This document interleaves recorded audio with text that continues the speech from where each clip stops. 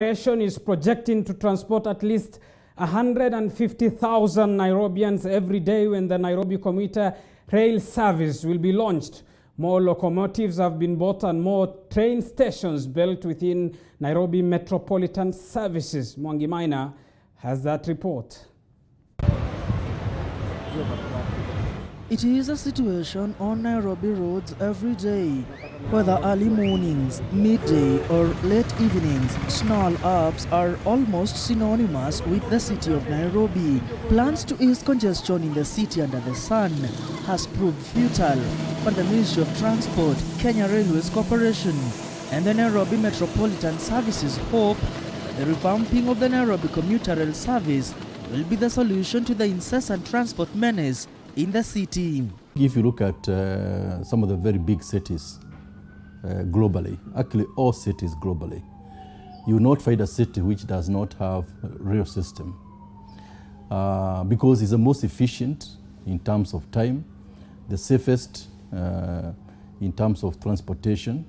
And so if you look at, say, big cities like London, New York, Paris, they developed to be what they are because of the use of the rail system, commuter rail system within.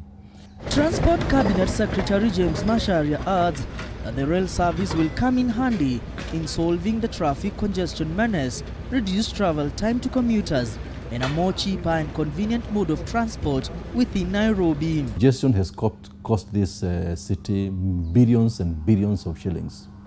And so, as we develop Nairobi city, as we look at the future of the Nairobi city, we had to make sure that we integrate the road transport and the rail system. Kenya Railways Managing Director Philip Mainga projects that at least 3 million people will use rail transport within Nairobi every month. Expecting every 1 hour that will be having about 40,000 people exiting and then getting through this station within 1 hour to 2 hours. That number will translate from 30 or 40 to around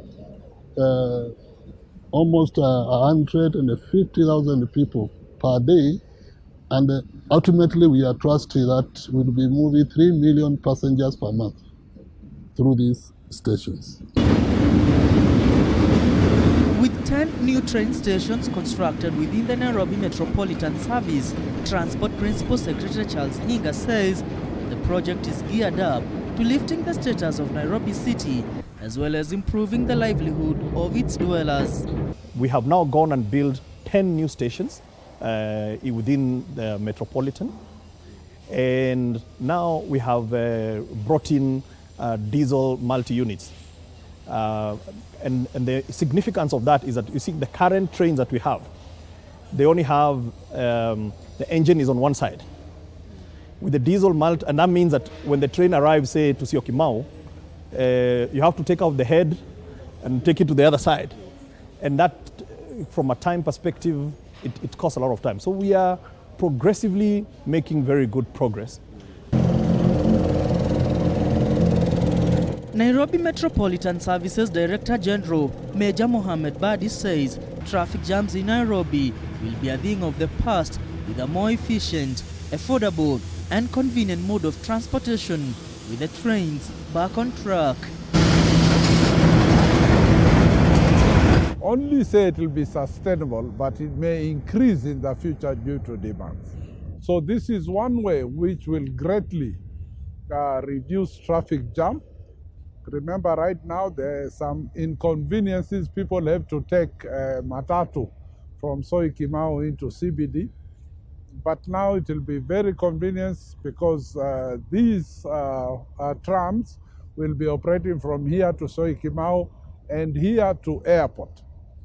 That will really reduce the traffic jams to the airport, reduce time of traveling and convenience.